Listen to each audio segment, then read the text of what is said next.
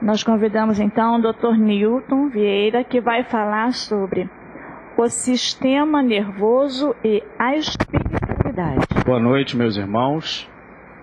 Que a paz do Cristo possa habitar sempre os nossos corações. Esse tema, o sistema nervoso e o espiritismo, é cada vez mais um momento para que nós possamos abrir nossas mentes para um esclarecimento cada vez maior da nossa existência. Como nós sabemos, a doutrina espírita tem um dos pilares na ciência, como tem na religião e na filosofia.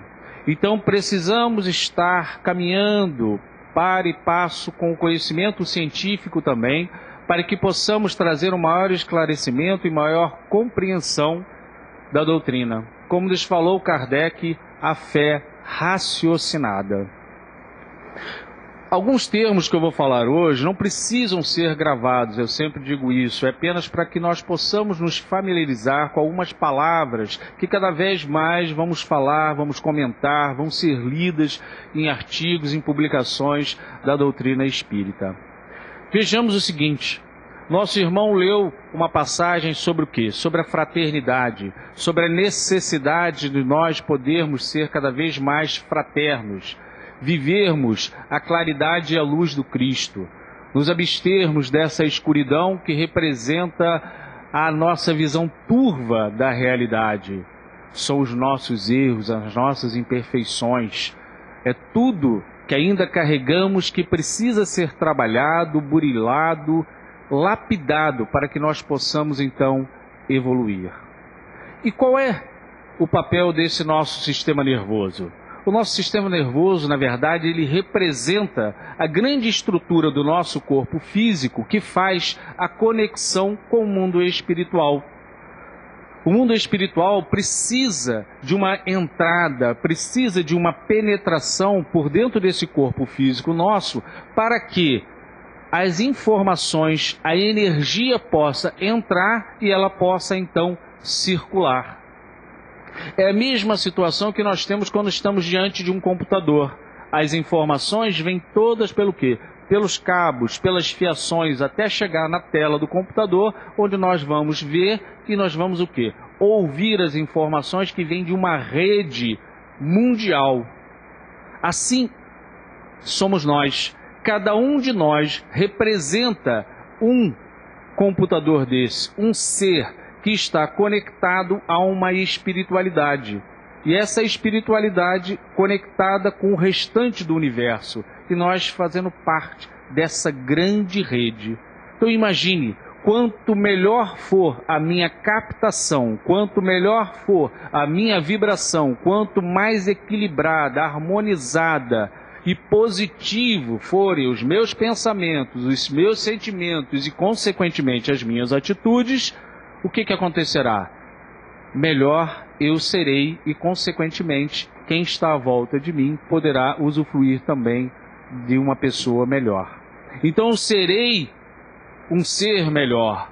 Como é a nossa máquina, o nosso computador? Nós queremos sempre um computador que funcione melhor, tenha um HD melhor, uma capacidade maior, uma memória, seja mais rápido, tudo. Isso nós vamos colocando informações no computador. Mas nós, como fazemos isso? Como nós melhoramos a nossa capacidade, a nossa velocidade de captação através da nossa transformação interior? Não existe outro caminho. Não existe nada externo que possa fazer isso.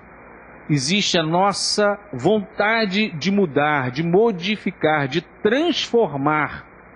E é óbvio que os bons exemplos que existem à nossa volta, as boas leituras, as boas atitudes, sempre nos auxiliam como exemplos. Mas tudo vai partir do nosso íntimo, para que a gente possa realmente modificar alguma coisa. Por isso que sempre nos é dito que o grande mal não é aquele mal que vem de fora. que nós todos ficamos muito preocupados com o mal que vem de fora. Ah, estão pensando mal de mim, estão me mandando uma carga, estão me mandando alguma coisa negativa, estão me mandando um olho gordo para cima de mim. Ah, meu Deus do céu, não entro ali, não vou ali, não faço isso, não dou a mão para aquela pessoa, não abraço fulano. Não, aquela pessoa é muito negativa, eu não vou abraçar ela, eu não vou nem chegar perto daquele lugar, porque tem uma vibração horrível. Na verdade, meus irmãos, nós não devemos temer isso. A grande atenção que nós temos que ter é com o mal que nasça dentro da gente. Esse sim é o maior empecilho à nossa evolução. Imaginemos o ódio que eu começo a alimentar, a raiva que eu começo a alimentar em meu coração em relação ao outro ser humano. Isso sim vai começar a me fazer um mal enorme, porque eu estou criando um mal dentro de mim, gerando, está nascendo em mim e vai brotar e vai se expandir para todo o universo. Nós sabemos que, voltando ao sistema nervoso, o nosso sistema nervoso ele tem uma complexidade muito grande. Mas vamos nos ater a uma parte importante dele.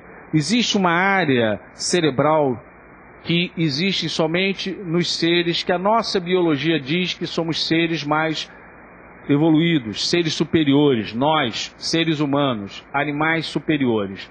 Enquanto a biologia classifica os nossos animais, o nosso cachorro, o nosso gato, como os seres o quê? Inferiores. Mas, na prática, nós vamos vendo que no dia a dia, muitos animaizinhos nossos, queridos e estimados, são muito mais evoluídos do que muitos seres humanos, pelos sentimentos, pelas atitudes que têm. Enquanto outros seres humanos têm atitudes que são lamentáveis, são muito tristes pela gravidade da violência e da agressividade. Mas, partindo da biologia, partindo da ciência, nós somos seres superiores. Por quê? Temos esse córtex cerebral. E esse córtex cerebral nos dá uma diferenciação. Uma delas é isso que está acontecendo comigo. Eu estou o quê? Falando. Qual é o outro animal neste mundo que fala além do ser humano? Não tem outro. Existem animais até que se expressam. Tem pessoas que dizem até que o gato mia e fala o nome. Que o cachorro late e produz um nome ou alguma coisa relacionada a alguém da família. Tá? Mas, na verdade, ele não fala. Falamos nós. E nós também temos uma outra coisa que é um raciocínio mais organizado, mais planejado. Eu posso planejar a minha vida. Eu planejo, eu organizo, eu analiso, eu vou e volto no meu pensamento. Essa análise é própria da nossa evolução, que está contida nessas células do córtex cerebral. E esse córtex cerebral, como o restante do nosso sistema nervoso, tem uma célula que não precisa gravar o nome, chamado de neurônio. Esse neurônio é a célula importante do sistema nervoso que faz todas as nossas conexões. São os cabos da internet que junta, sai do nosso computador, vai entrar na rede, vai para o provedor, dali vai para outro lugar. O neurônio é isso. Ele vai se enrolando dentro do nosso cérebro e fazendo um monte de conexões para levar as informações de um lugar para o outro. Só que dentro de uma estrutura o quê? Muito pequena. Você vê a beleza de Deus. Nosso cérebro tem em torno de 1,2 kg a 1,5 kg. Tá? É muito pequeno e ele contém bilhões de células e trilhões de conexões. É uma coisa fabulosa que acontece dentro da nossa mente. Mas vamos pensar uma outra coisa. Na medida em que esse córtex avança, ele nos traz também muitas possibilidades. E a ciência nos diz que nós utilizamos apenas 10% da nossa capacidade cerebral. Então vejamos o seguinte, Deus nos dá 100% de capacidade cerebral, mas nós usamos 10%. Então veja, o Pai nos presenteia com muito mais, dizendo, toma, você pode ir além, eu te dou isso. Só que nós não usamos. À medida que nós vamos evoluindo, nós vamos utilizando mais. Quem foi o ser que mais utilizou a capacidade, que utilizou 100% dessa capacidade quando encarnado? Jesus. Por isso, os milagres, Jesus fez milagre, Jesus curou, Jesus fez isso, fez aquilo. Não houve milagre. Jesus utilizou a capacidade plena do seu sistema nervoso em conexão com a espiritualidade superior para realizar tudo o que ele fez. ele utilizou tudo que Deus fornece para nós. Só que nós somos muito imperfeitos ainda e não temos ainda a suficiente evolução para utilizar essa capacidade plena do nosso sistema nervoso. Então veja, o Pai dá, mas nós ainda não utilizamos. E o pouco que utilizamos, na maior parte das vezes, utilizamos mal. Não utilizamos bem essa nossa capacidade. E vamos pensar o seguinte, meus irmãos, nós estamos num mundo de quê? De provas e expiações. Então, a maior parte de nós vai sofrer o quê? Doenças. O grosso, mais de 99% de nós, vamos sofrer o quê? Doenças. Vamos passar por doenças físicas. Por quê? É alguma punição? Deus é mau? Não. É porque esse mundo, estamos nesse nível. É um mundo de provas e é um mundo de expiações. Precisamos resgatar, precisamos aprender, precisamos nos educar, precisamos corrigir erros cometidos no passado. E é aqui, encarnados, que nós vivenciamos isso. E aí, cada vez mais, nós vamos assistindo a uma doença chamada demência. A demência cada vez mais toma conta do mundo inteiro. Cada vez mais nós vamos assistindo indivíduos demenciando, perdendo a capacidade de raciocínio, de pensamento, perdendo a sua memória e ficando cada vez mais o quê? Dependentes. Mas será que Deus é tão mau assim? Será que Deus é tão ruim assim? Cada vez mais nós assistimos as pessoas envelhecendo e ficando demenciadas? Não. Vamos raciocinar uma coisa, meus irmãos. Nós somos seres endividados por cometermos uma série de equívocos no passado. Erros, faltas graves, mas que pelo sublime esquecimento, pela dádiva do esquecimento, não nos lembramos. Graças a Deus. Porque se assim tivéssemos a lembrança, nós ficaríamos horrorizados com o que já fizemos contra nós e contra o próximo. Então Deus, na sua misericórdia, no processo de reencarnação, nos apaga a memória ao passado e diz, você vai viver o momento presente e utiliza isso daí, mas vamos esquecer o passado temporariamente para que isso não interfira na sua vida atual.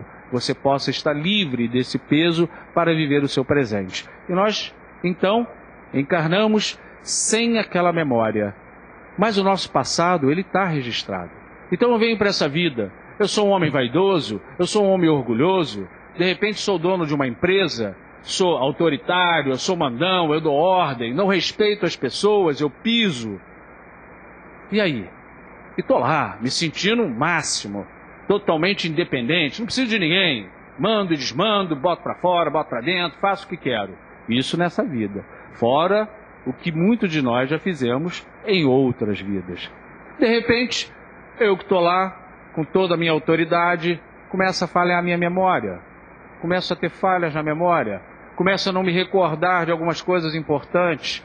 O tempo passa e o meu raciocínio vai ficar deficiente. Já não tenho mais aquela mente muito brilhante, já falho, fico confuso, fico irritado, modifico o meu comportamento. Minha família começa a perceber isso. E aí vem um diagnóstico de um quadro de demência inicial. E que ela começa a progredir. E progredindo essa demência, o que acontece? Eu vou perdendo a minha capacidade de pensar corretamente, de pensar de uma forma clara, de raciocinar e de tomar decisões na minha vida. Vejam, meus irmãos, o que vai acontecendo. O meu sistema nervoso, ele começa a ser comprometido. Mas é comprometido porque Deus quer que se destrua isso? É comprometido para que eu aprenda, para que eu me eduque, para que eu corrija. Eu que de repente cometi uma série de coisas, a minha vaidade, o meu desmando, o meu autoritarismo, agora eu começo a ter uma dependência. Quando eu começo a ficar demenciado, eu não fico dependente do outro? Uma série de pessoas aqui já tiveram parentes ou tem pessoas com demência. Tá? E a pessoa fica o quê? Completamente dependente do próximo. Aí eu começo a depender do meu filho, começo a depender da minha filha, começo a depender de um tio, de um sobrinho, começo a depender de familiares, ou começo a depender de pessoas que eu nunca vi, que são chamados cuidadores. Que vem em auxílio àquela família ao acaso? Não.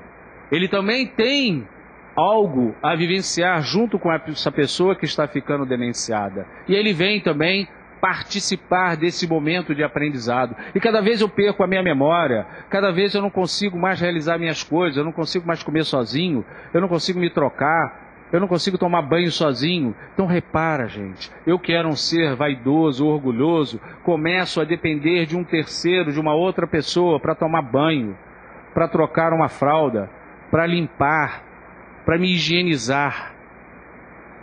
Repara que, na verdade, o que está sofrendo nesse momento é aquele corpo. O espírito, ele está sendo corrigido, ele está sendo educado. Para nós olharmos essa pessoa definhando progressivamente, é doloroso. A gente sente aquela dor, a gente fica angustiado em ver aquele ser definhando diante da gente. Mas é importante que a gente tenha essa compreensão de que essa degeneração desse ser é do corpo físico. Que o seu espírito, na verdade, está sofrendo um processo de educação, de correção. Então, na verdade, ele está sendo purificado. Ele está sendo auxiliado a se libertar de uma série de sentimentos que são ruins e que ele está aprendendo naquele momento. Ao invés de Deus nos trancar dentro de uma prisão, de uma cela, o que ele faz? Ele pega este nosso corpo e limita ele. Nos dá uma doença que vai depender do outro nos cuidar. E veja que o outro também vai ter que ter uma vivência comigo. Uma vivência de quê? Nosso irmão leu. Uma vivência de fraternidade, uma vivência de solidariedade. Ele vai ter que doar, ele vai ter que viver o amor dele. Muitas vezes não vive. Muitas vezes o filho até se revolta, a filha se revolta, o parente se revolta. Pô, mas eu não vou cuidar do meu pai, não. Eu tenho que sair, eu tenho que passear, eu tenho que me divertir. Como é que eu vou ficar com esse velho dentro de casa? Ele acorda a noite inteira, ele grita. Tem que tocar a fralda, tem que limpar o bumbum, tem que trocar o xixi. Como é que eu vou ficar com uma pessoa dessa? E grita, e acorda, e dorme, acorda, e dorme. Não aguento não, não nasci para isso não. Eu mereço viver. Não é assim que a gente faz? A gente não bate no peito e não diz que merece? Será que a gente merece? Será que Deus também não está fornecendo a esse cuidador a oportunidade de correção também? De ser mais fraterno, de ser mais solidário, de ser mais humano naquele momento? E é tão curto, meus irmãos, é tão curto a vivência que a gente tem nesse mundo que a gente perde a oportunidade disso. A gente perde, a gente não tem paciência, a gente não tem tolerância, a gente não aguenta, parece que o mundo vai cair. Um dia nisso, não, eu não aguento mais, eu não vou viver mais isso. Deus me livre, nossa, eu não dormi a noite toda. Parece que somos seres que não fizemos nada no passado, que não merecemos uma correção também, que Deus nos está nos dando essa oportunidade de fazer isso. Mas a gente reclama muito mais das coisas, porque a gente acha que no fundo a gente não merece, porque a gente não entende, porque se a gente só olhar esta vida, muitas vezes a gente não vai encontrar a resposta. Por isso que a doutrina espírita nos ensina que existe a reencarnação, existe as faltas que cometemos no passado, que o que está lá no passado influencia o nosso presente, porque o que nós semeamos lá atrás, estamos colhendo hoje. Então, se eu estou colhendo uma série de dificuldades hoje, de problemas, de dores de cabeça, com meu filho, com minha filha, com meu pai, com meu avô, é porque lá atrás, com certeza, eu semeei alguma coisa que não foi boa. Então, hoje, estou colhendo o que semeei. Então, vamos renunciar, vamos nos resignar. É difícil? Muito, porque somos muito imperfeitos. E normalmente não aceitamos isso. Nos revoltamos diante disso. Mas precisamos transformar, senão nós vamos manter sempre a mesma atitude, o mesmo passo. Não vamos avançar além disto.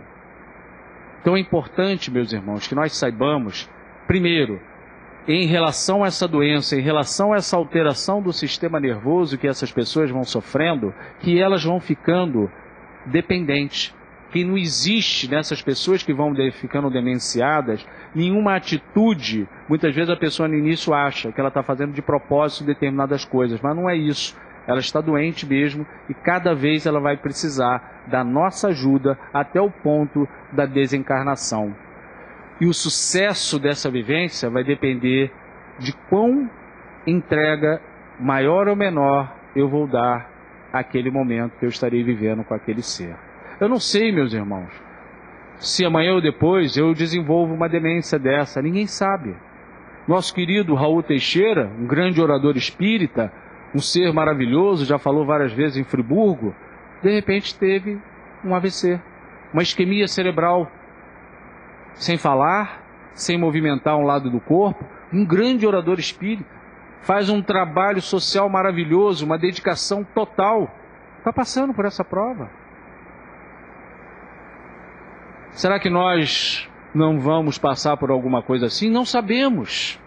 Então, se estamos num momento bom, como dizem os espíritos, se o momento agora eu estou confortável, vamos aproveitar esse momento para crescer. Vamos aproveitar esse momento para o quê?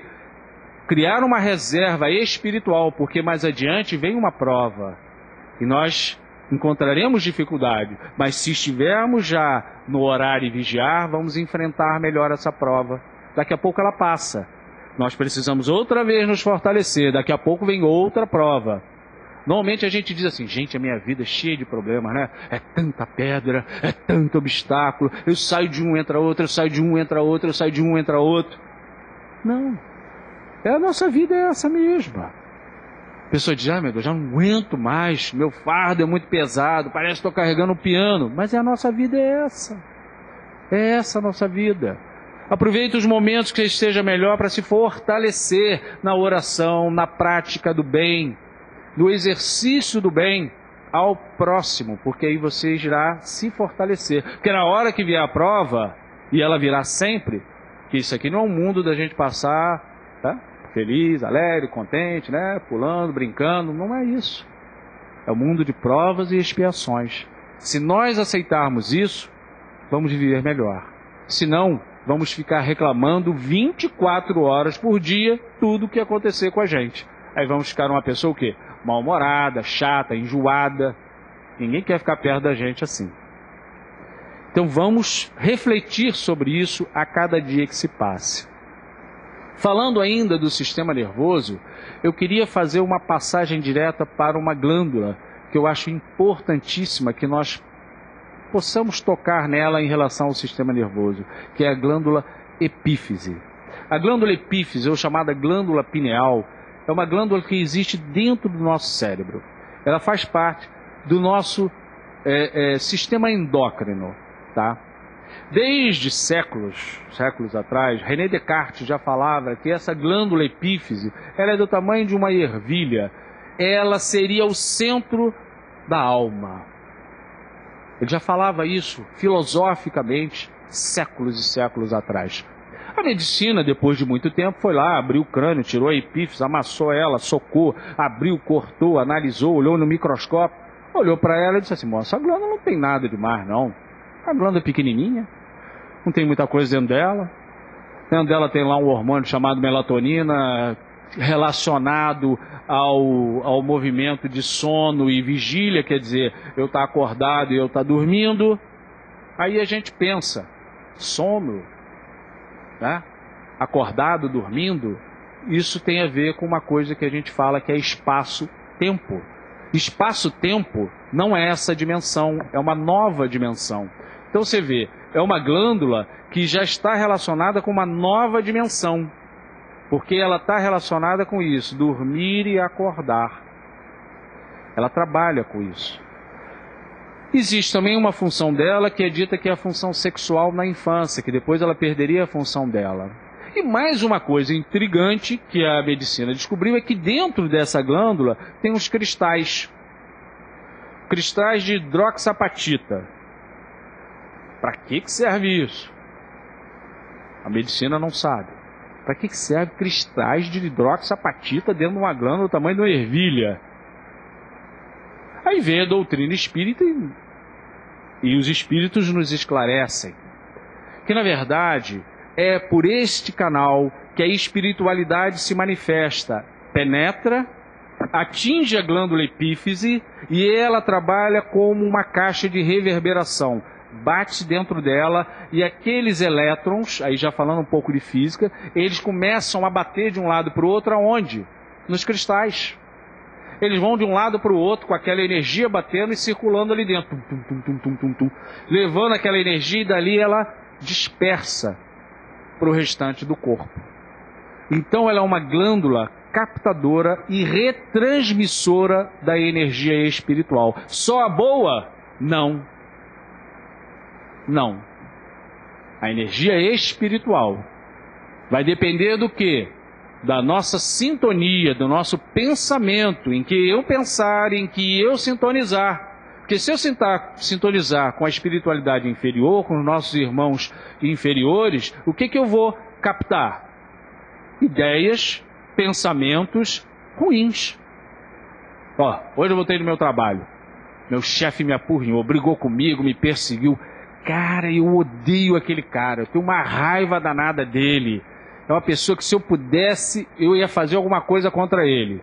Olha o meu pensamento.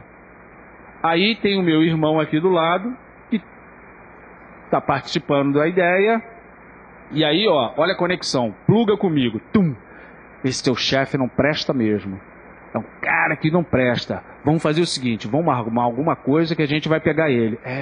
Vamos pegar ele. Eu vou fazer alguma coisa contra esse cara. Ele deve ter alguma coisa errada. Vamos fazer isso mesmo. Amanhã de manhã, quando você chegar lá, vamos abrir a gaveta da mesa dele, vamos procurar papel, vamos achar alguma coisa. Isso, vamos achar. E o pensamento vai. E o pensamento vai. Por quê? Eu comecei. Foi o espírito que começou? Não. Eu comecei. Eu iniciei. A responsabilidade é minha. Eu vibrei e conectei com ele. É lógico, meus irmãos, que se daqui a pouco eu modificar o meu padrão vibratório, eu desconecto. Lógico, eu não sou marionete, só nos quadros de obsessão, porque isso aí é chamado obsessão, essa conexão que eu estou falando. Só nos quadros mais avançados é que já eu estou subjugado, eu já estou possesso, ou seja, como Jesus falava naquela época, existe uma possessão. O espírito já está tão íntimo do meu sistema nervoso, que eu já não penso mais por mim. Já é um quadro avançado de obsessão em que há uma subjugação. Eu já estou ali dominado, meu pensamento, as minhas ideias, os meus sentimentos e as minhas atitudes. E posso chegar até o ponto de quê? De suicidar-me, por ação do pensamento daquele espírito. Mas isso é porque eu me tornei muito íntimo daquele espírito. Mas se a coisa for mais simples, mais leve, eu posso conectar e desconectar. Daqui a pouco eu saio dali, tomo meu banho e pô, que isso? Fazer um troço desse não, isso está errado. Pô, tudo bem, o cara fez um troço errado, mas não vou fazer isso, eu vou ficar me vingando. Aí o que acontece? Mudei o meu padrão vibratório. Aí o que acontece? O meu guia espiritual vai poder se aproximar. Ué, gente, mas esse guia espiritual não faz nada não? Ele não fica do lado da gente protegendo não? Com uma espada, um cajado, dando paulada do lado dos espíritos inferiores? Não, ele não bate em ninguém, não está com espada ali furando nem nada. Vem cá, corre para lá, com escudo, nada disso. Existe uma lei de ação e reação, de atração e repulsão. Eu inicio isso. Se eu iniciar uma coisa boa, vai se aproximar dos meus pensamentos coisas boas. Essa é a lei da natureza. Então meu guia espiritual, ele também está perto. Ele tenta influenciar não a mim, e também não só a mim, como esse espírito também, que está ali me perturbando. Ele tenta influenciar os dois, para tentar uma ação conjunta de afastamento e de melhoria do padrão vibratório. Mas nem sempre consegue. Às vezes consegue. E é um trabalho. Você imagina a trabalheira do nosso guia espiritual 24 horas por dia. Porque o que a gente pensa de besteira e coisa ruim é uma imensidão, é um lixo que a gente pensa o dia inteiro. Então toda hora o nosso guia está ali. Vai, calma, relaxa, não se irrita, veja bem, vamos lá, não é por aí, você está pensando errado. E está ali o dia todo tomando conta da gente. Imagina, gente, a gratidão que nós temos que ter com esse ser que nos ama e que está do nosso lado. E que a maior parte das vezes, o que é que a gente faz? Nem lembra dele. Acorda, dorme, come, reclama, né? E nem lembra que ele está do nosso lado, velando pelo nosso bem-estar. Então, essa conexão também é feita por essa glândula epífise, tanto a boa quanto a ruim. No livro Missionários da Luz, vocês vão encontrar no capítulo 2, em que André Luiz ele é levado até uma reunião espírita, e nessa reunião espírita, André Luiz se surpreende, porque quando ele entra na reunião espírita, ele vê o médium sentado e o guia próximo a ele que iria se manifestar, e a glândula epífise completamente iluminada, brilhando, como se fosse uma flor de lótus, como ele diz, e abrindo-se em pétalas. Ele fica, nossa, mas é isso a glândula epífise? Pode isso mesmo? E o guia espiritual fala, sim, essa é a glândula, veja só a função dela. E ele fica realmente extasiado diante daquela visão maravilhosa, e dali ela espalha toda a energia. Se o médium tiver que psicografar, o que acontece?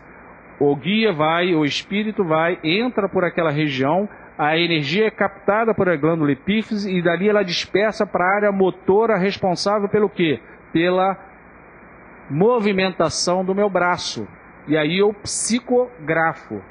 Se há necessidade de falar, a região da epífise irradia, retransmite aquela energia para onde? Para a área responsável pela fala, a área cerebral pela fala. E aí aquela área é ativada e eu começo a falar. É a psicofonia. E por aí vai. De acordo com a necessidade da manifestação, áreas cerebrais diferentes são o quê?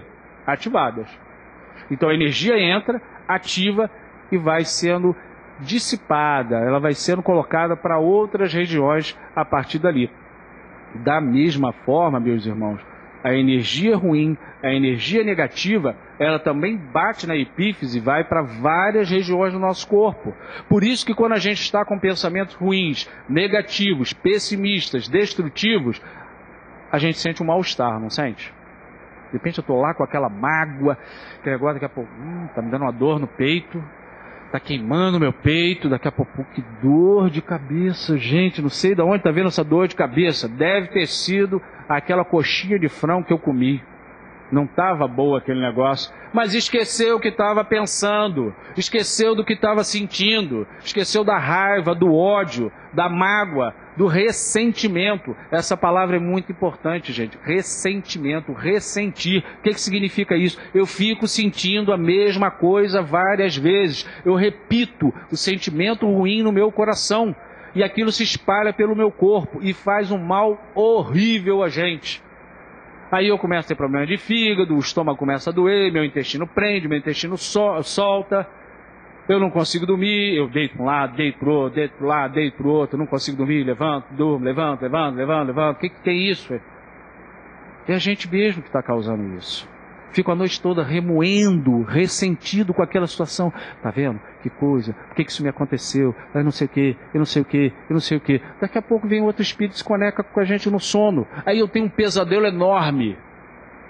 Aquele sono, o pesadelo, pum! Estou conectado com outro irmão que também estava junto comigo. Tá? E o pior ainda é que às vezes a gente acorda de manhã, acha que teve um pressentimento depois dessa confusão toda, e às vezes fala um monte de coisas equivocadas. Acha que alguém vai morrer, acha que alguém vai sofrer um acidente, acha que não sei o que vai acontecer, mas não foi nada disso não, é muitas vezes a nossa perturbação do sono mesmo, é o sono perturbado nosso, e nós não estamos tranquilos naquele momento. Então, mais do que isso, meus irmãos, como disse Jesus, é o orai e vigiai. Essas duas palavras, né? Esses dois verbos são importantíssimos. Quando Jesus disse, orai e vigiai. Por quê? Na hora que eu oro, eu vibro com a espiritualidade superior e harmonizo o meu corpo e procuro a minha saúde. E quando eu vigio, eu fico atento ao vizinho? Não. Eu vigio, não é o outro não, gente. Eu tenho que vigiar, é a mim. Foi isso que Jesus quis dizer. Vigiai. Não é vigiar o outro não, tomar conta do outro. Estou te vendo. Não. Vigiar você. O que você sente, o que você pensa, as coisas que você atua. Somos nós que temos que nos vigiar. É isso que ele disse. Se fizermos isso a cada momento, estaremos nos melhorando. Porque a melhora, gente, não é instantânea. ela é muito trabalhosa, é um ir e vir, é errar e acertar, errar e acertar, errar e acertar. Mas nós precisamos começar isso. E o melhor jeito é utilizar o que Jesus falou do orar e vigiar. E fica 3 observações importantes que os Espíritos nos dizem para podermos nos melhorar em relação a tudo isso. Primeiro, a prece, como Jesus falou. A prece, o orar. Segundo, praticar o bem. Precisamos trabalhar no bem, sempre. Não existe outro jeito. Tem que haver trabalho. E esse trabalho sempre voltado para o bem. E aí a terceira parte, que foi a grande lição do Cristo, o amor. Nós precisamos aprender a amar. E aí é o exercício da caridade, da fraternidade, a vivência do bem, que vai fazer com que os nossos corações se quebrem, se amoleçam, saiam desse pedregulho e nós possamos viver um amor mais incondicional. Que a paz do Cristo possa estar com todos nós. Uma boa noite, meus irmãos.